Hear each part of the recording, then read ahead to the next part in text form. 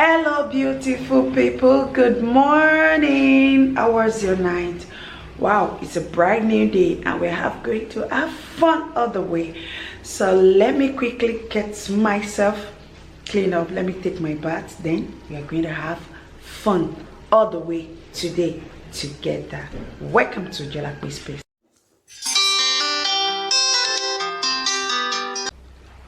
Hello everyone, welcome back to Ojuolape Space. Wow, today I'm taking you through the journey. We are going to have a tour in Ogunpa Market. Yes, there's a popular market in Ibadan and it's called Ogunpa Market. You're going to see what we have in here in Ogunpa Market.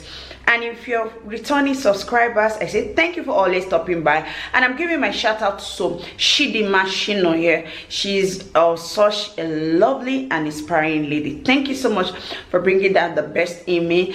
And if you're watching me, you've not subscribed to my YouTube channel, what are you waiting for? Support Ojuolape Space. Subscribe to Ojuolape Space. And if you're a returning subscriber, I say mwah, I love you so much. Thank you for subscribing and thank you for always stopping by to watch Ojuolape Space. So today, let's get down to business. And don't forget to subscribe. You can always press the notification bell to notify you every time I upload a new video. And you're going to see more, more of Ojuolape Space. So let's get down to business. Get your shoes and let's ride down to the market. Ogunpa Market. Yeah, in Ibadan. Let's go and subscribe.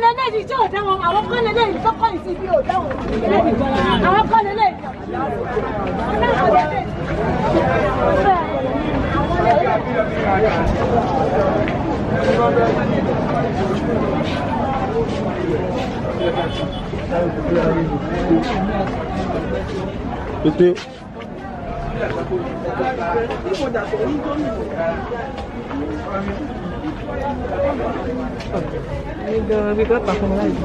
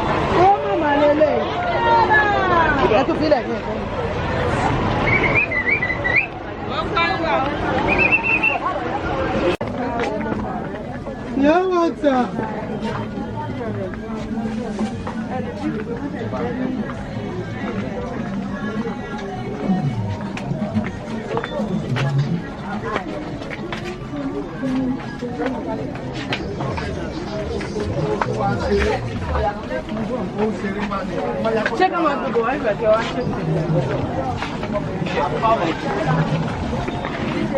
Apa masuk dulu mana? Sudah aku ikan tadi. Tadi tu ada.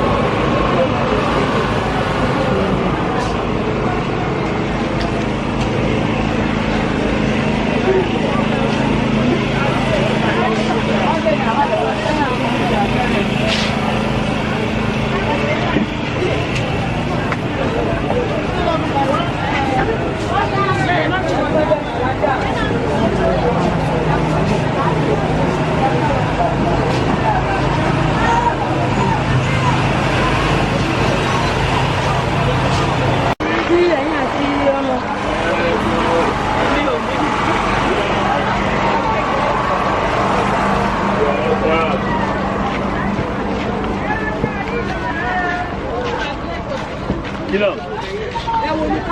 Grazie. Oh, amigo.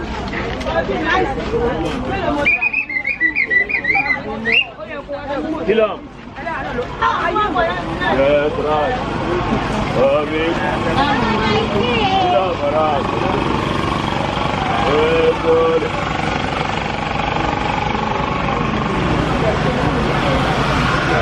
Kilo. Oh, amigo.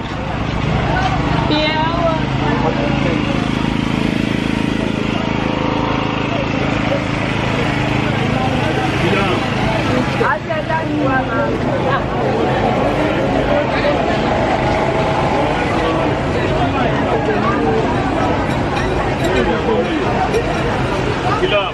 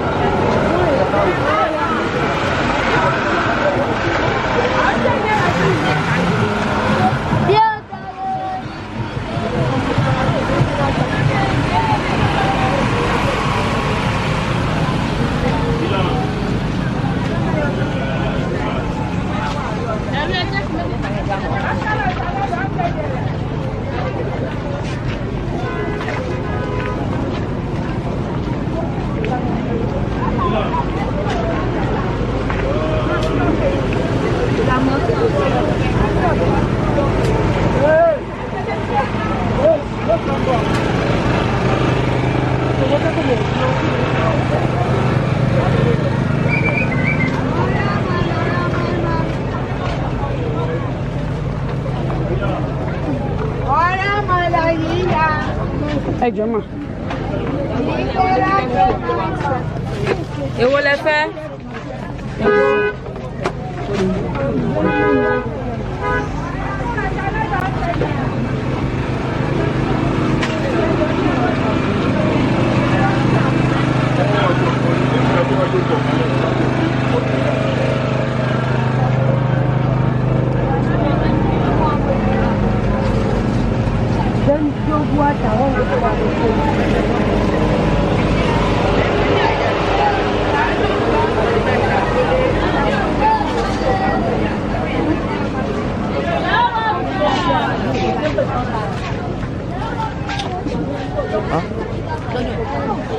Sorry, majid nih.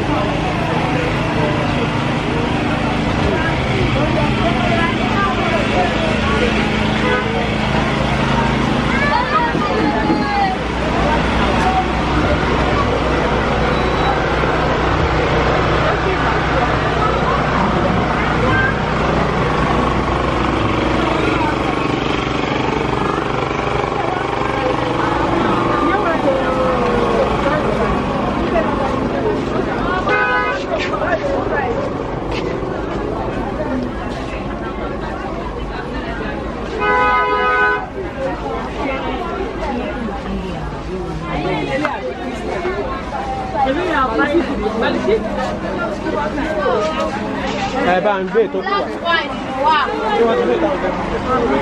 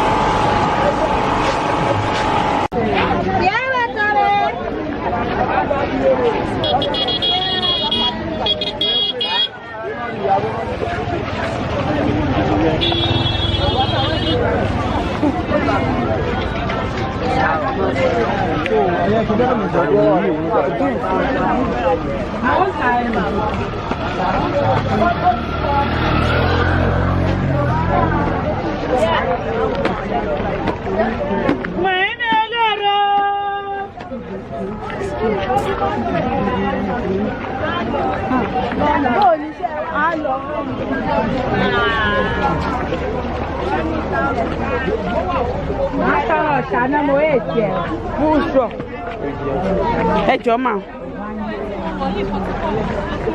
Má yá ṣàná mo ètì ẹ̀. What did I do?